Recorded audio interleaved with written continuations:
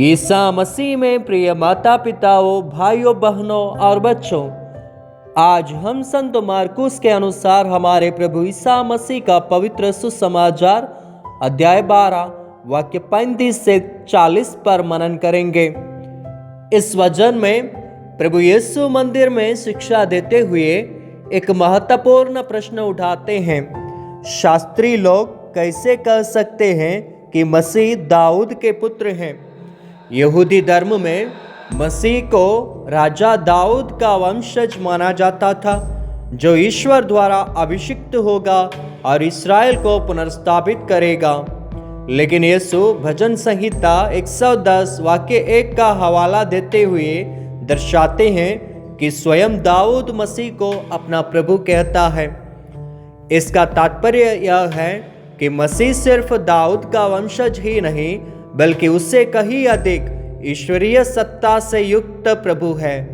यीशु इस रहस्य को उजागर कर यह दर्शाते हैं कि वे केवल सांसारिक राजा नहीं, बल्कि ईश्वर का अनंत पुत्र हैं। इसके बाद वे शास्त्रियों की पखंडी प्रवृत्ति को उजागर करते हैं।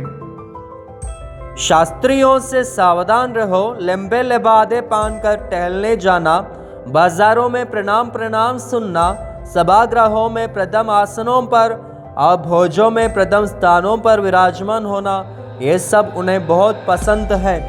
वे विधवाओं की संपत्ति चटकर जाते और दिखावे के लिए लंबी लंबी प्रार्थनाएं करते हैं। उन लोगों को बड़ी कठोर दंडाज्ञा मिलेगी। यीशु यहाँ दो महत्वपूर्ण बातों पर ध्यान केंद्रित कर रहे हैं।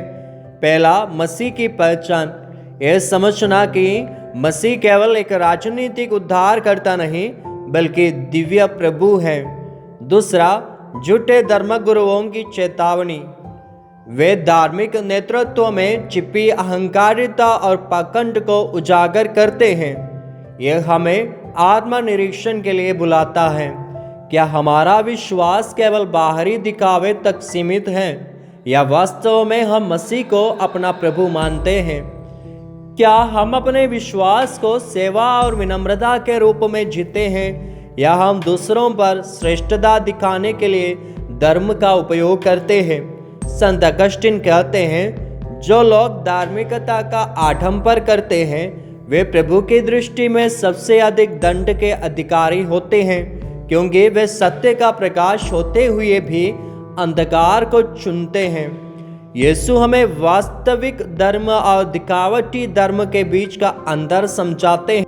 कैथोलिक कलीसिया की धर्म शिक्षा CCC 526 कहती है कि ईश्वर के राज्य में प्रवेश केवल विनम्र और सच्चे हृदय वालों के लिए है। पोप फ्रांसिस इवांगेली गौदियम में कहते हैं कि जो धर्मगुरु सत्ता और प्रतिष्ठा के भूखे हैं, वे ईश्वर के प्रेम से दूर हो जाते हैं। सच्चे क्रिस्टीय वे हैं जो सेवा में झुकते हैं। संत पाद्रे पियो कहते हैं, प्रभु को प्रेम करना सबसे बड़ी प्रार्थना है और दिखावा करना सबसे बड़ा धोखा।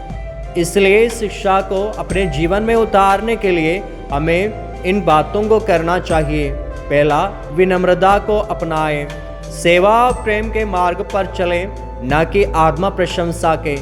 दूसरा, सच्ची आराधना करें, न कि केवल बाहरी धार्मिक क्रियाएं करके संतुष्ट हो।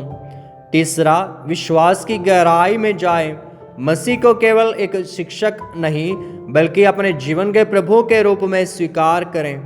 यीशु हमें बुलाते हैं कि हम उनके प्रभुत्व को स्वीकार करें और पाखंडी धार्मिकता से दूर रहें। सच्चा विश्वास बाहरी दिखावे में नहीं, बल्कि मसीह की आज्ञाओं के पालन और विनम्रता में है।